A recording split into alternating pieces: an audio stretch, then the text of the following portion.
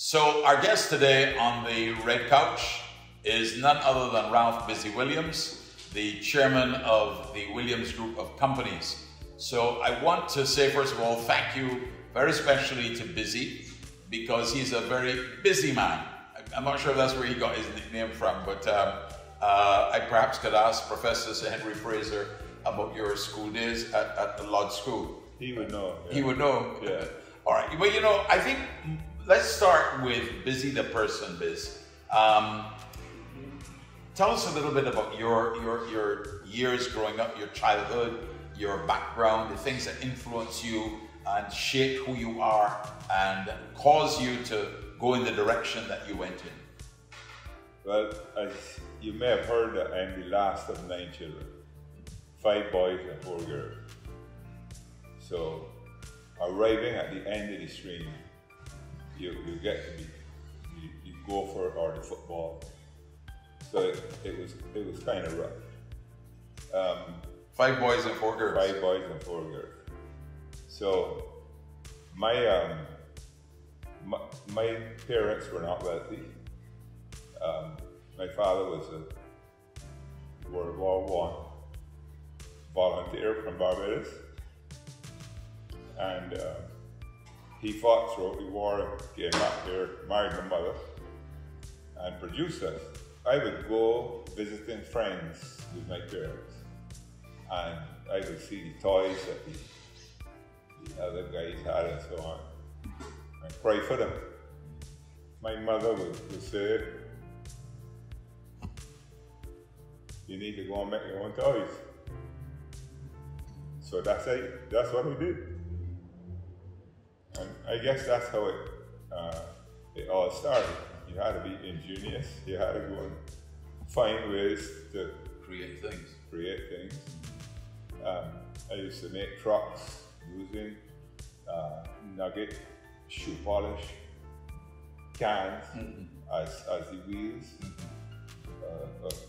corned beef stock as the bonnet of the truck, and so on. And sometimes the old lady would miss one of the clocks stop working, and that guy pick up the springs out the clock to make springs for the truck. I mean, was it that early upbringing and fixing things and building things that caused you to go in the direction that you did at university? I don't think so. No. I guess it was, but I was always interested in doing things and nobody else had done. Like, for example, eventually somebody gave me a little electric boat when I was a little boy. And the electric boat would you know, it would travel, had some batteries in it. That wasn't good enough for me. So I took out the battery compartment, ran some fine wires to the boat, and put about 3 times as many batteries in series as the boat was supposed to have. And then the boat was lighter and much faster. I figured this boat would be. But what happened was, when we hit the switch, the torque on the end, on the little motor was so much that the boat turned upside down and sank. Now, we are at a kind of crossroads right now in Barbados as we seek to migrate from fossil fuels and the dependency on that into renewable energy. And your group, you have been in the forefront of that energy transformation. I want to hear from you how you see us developing that energy transformation and getting to the point of being self-sustainable. The first Miami catamaran was powered at 8 40-watt photovoltaic panels on it. Really? In those days, nobody seen photovoltaic panels.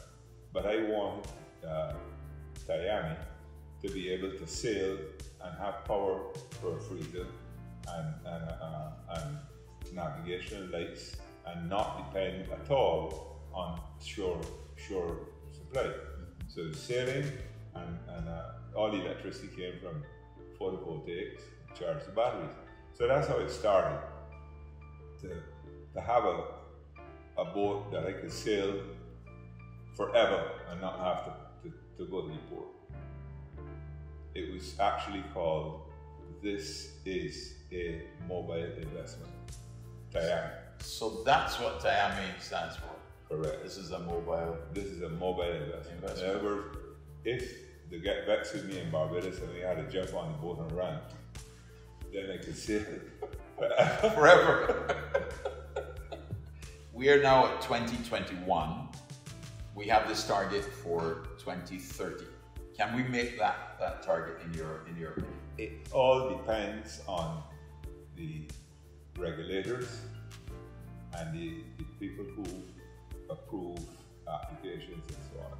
Right now, the energy that is falling on the earth is between 8 and 10,000 times as much energy as the entire population of the earth is using. This energy coming from the sun. 8 to 10,000 times. This notion that we have to find some weird and wonderful way of producing power is a joke. How do you see the future of tourism for Barbados? Is tourism still a viable entity and industry for us? Definitely. Tourism is very viable, but Barbadians have to understand that. Let me give you my scenario. It's going to be controversial. There are people that never stopped you before, though, right? So. Let us assume that the devil created the virus. Let's assume that. So, our Creator wants to protect us. So he signals the scientists how to counteract the devil's invention. The scientists create the vaccines and they put it out there. If we're so foolish as not to realize that our own Creator is who put this idea in the head of the scientists, we can die. Bizzy Williams, thank you very much. Thank you, Vic, for allowing me to come and express my views. Always. Good. Chairman of the Williams Group of Companies, Ralph Bizzy Williams, our special guest today on The Red Couch.